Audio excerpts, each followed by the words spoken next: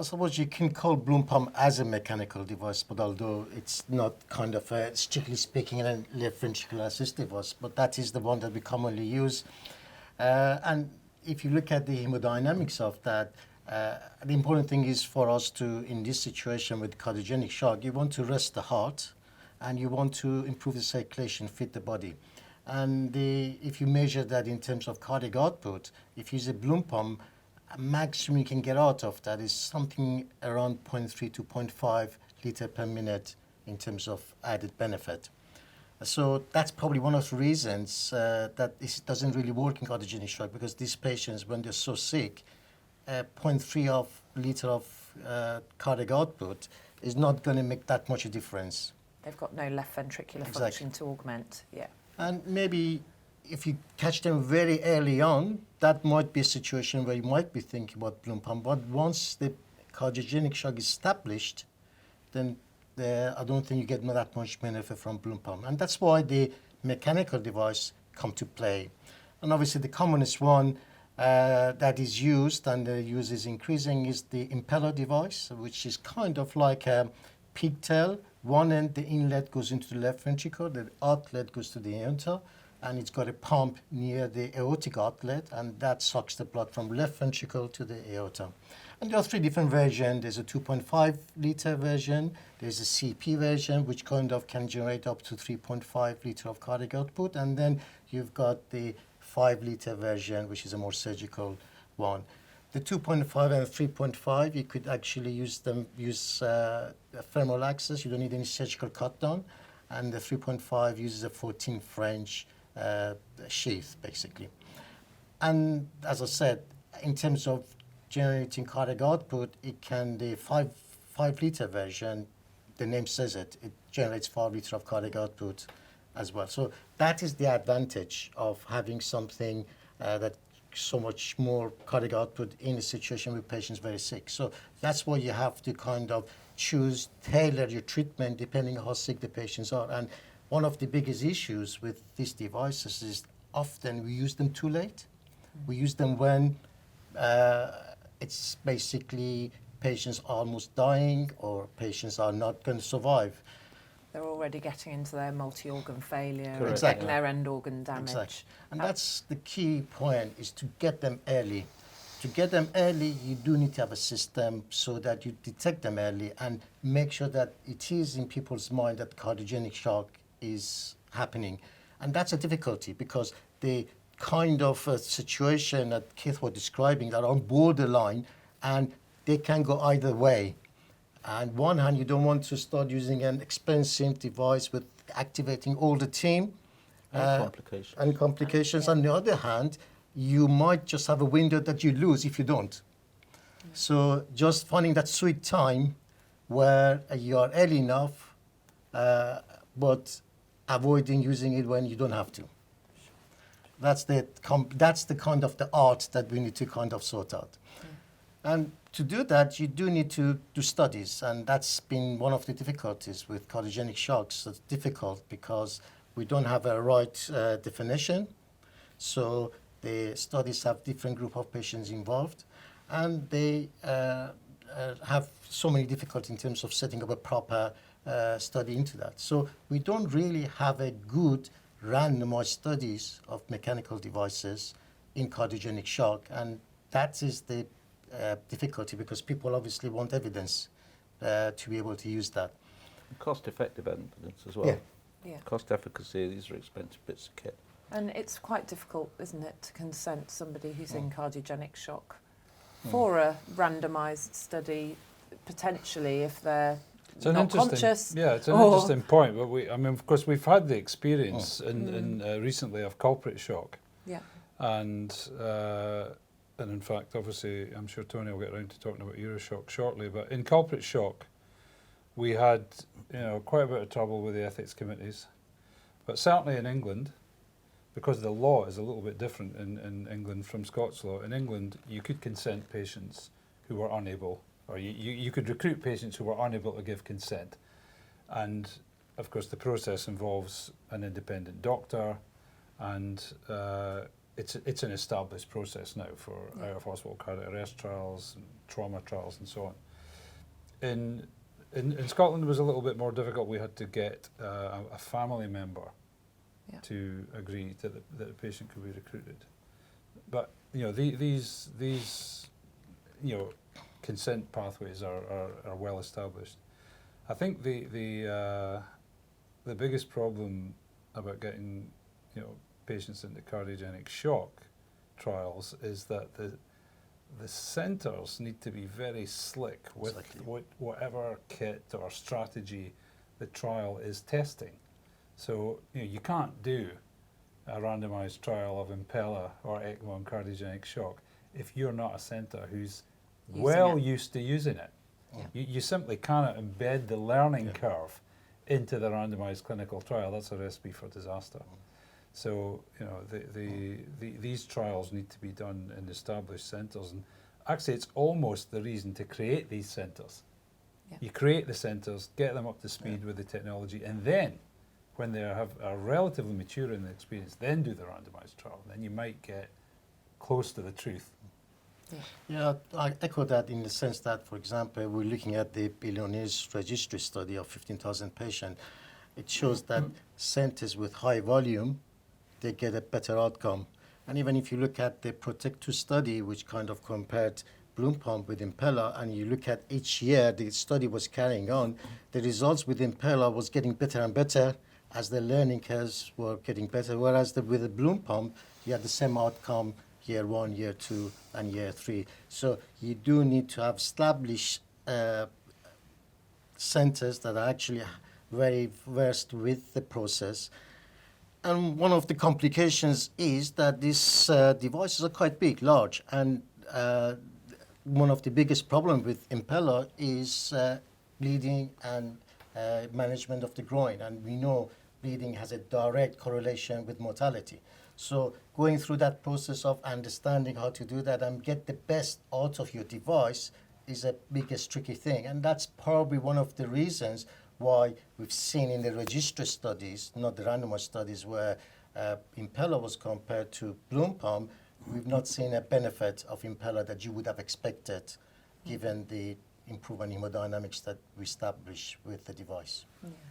So there are a number of things here that we really need to sort of summarise and just backtrack on. So firstly, apart from Impella, there's ECMO, of course. Yes. And if you look at the registry data, there does seem to be a suggestion that ECMO has more of an effect. These are small registry, health warning on these trials, more effect than Impella. There are undoubtedly registry studies out there that suggest that earlier the better. So that's another thing to say. The consent issue is a real issue, and you shouldn't exclude patients who may benefit because they don't have capacity. And we've got around that in the UK, mostly through the golden hour trauma studies by the roadside that set the precedent. Mm-hmm. We use it in STEMI, we use it in out-of-hospital arrest situations. And culprit shock use this mechanism for consent through either relatives or independent physicians. And in Euroshock, as it says, it's in different parts of Europe and it varies. So we've had to change the consent procedure for different countries. So for Italy, you cannot include patients without capacity, whereas in other countries you can. So going back to the definition of cardiogenic shock, is it just enough to have somebody who looks a bit grey and clammy with a blood pressure of 90 systolic or less? Or do you think we should be in those studies including other, as you know, I'm sure they do include other parameters, the studies SCAI, the Society for Interventional Cardiologists, have tried to classify cardiogenic shock, and they've come up with this 5 level A, B, C, D, and E. So A means basically at the beginning. B means just before cardiogenic shock. C is classic cardiogenic shock. D means doom. So you're in the classic cardiogenic shock, but things are escalating and you're getting worse. And E is the extreme. And then for each of those definitions, you do have some hemodynamic parameters as well in terms of level of lactate and other indices that tells you whether you got good perfusion or not.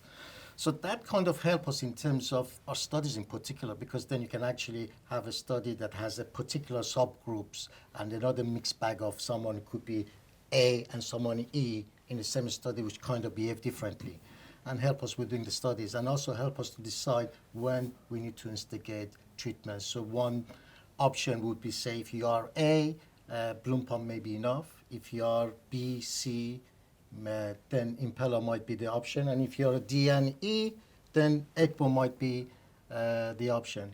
Going back to the ECMO, I think it's important that I understand that there's not just impeller, there's ECMO, as Tony was alluding to, and they may be very complementary in this situation, because the thing with the ECMO is that often it increases the afterload, whereas the impeller reduces the afterload. And sometimes when you get to D and E, when it is extreme, you have to put everything in your equation.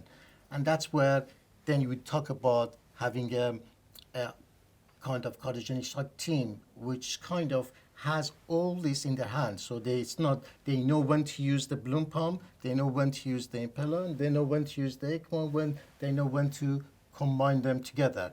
And that's kind of becomes a package rather than just on one element. So does everybody need a right heart catheter so that we're measuring their cardiac output, their vascular resistance, everything like that, as part of their primary? So again, is that what we're saying? I think it's part of their management, their cardiogenic shock. Yes. So we're going back to Swan-Ganz catheters when we've been told that they're bad for us for years. These are not primary PCI patients. They're sick patients who should have a right heart catheter.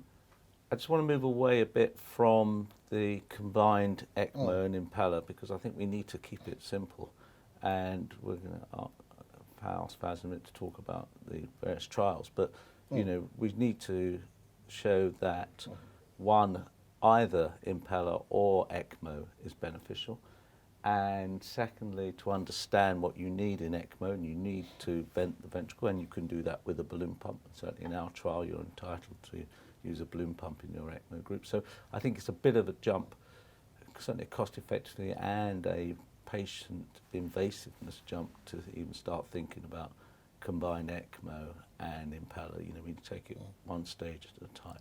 Just going back very quickly to the definition, it is important, and when people read trials on cardiogenic shock, they need to look immediately at the definition, because the definition does vary even in the trials, and that may influence which patients are recruited. But lactate, for example, is very important. Going back to the cardiac monitoring, and one of the other advantages of doing monitoring is that actually something which we don't really concentrated look at properly is right ventricular function. And up to 50% of the patients with cardiogenic shock has right ventricular involvement. And diagnosing that is not easy. Obviously, you can sometimes use an echo. So by doing proper hemodynamic measurement, you can understand whether you've got right ventricular involvement and then treat them appropriately. Especially if you use devices like an impeller, which is a left-sided device. If the right side is not working well, it's not pumping enough blood to the left side, the impeller won't be able to function in terms of taking that away. So it's kind of almost like a contraindication if you've got right-sided problem, if you only use a left-sided impeller.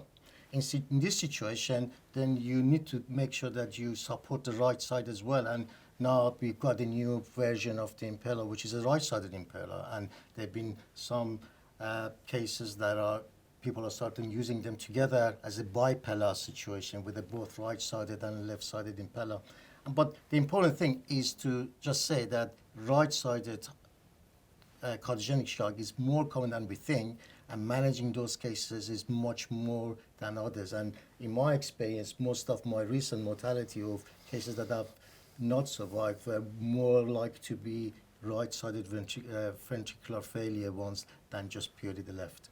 But here's my problem. My problem is that we're already hearing advocation for bipeller. You know, we need data to support this. We can't recommend responsible physicians and experts, so-called experts in this area, the use of bipeller when there are no data to support it.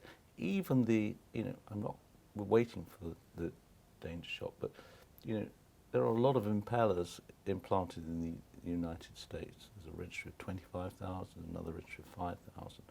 And what I would ask you, Faz, is how valuable are these registry data because case selection, all sorts of things influence the outcomes, and there's been a big lead in the United States to implant impeller based on these registries. So are registries enough? Yeah, of course, you need everything. But I'm going back to the situation about why.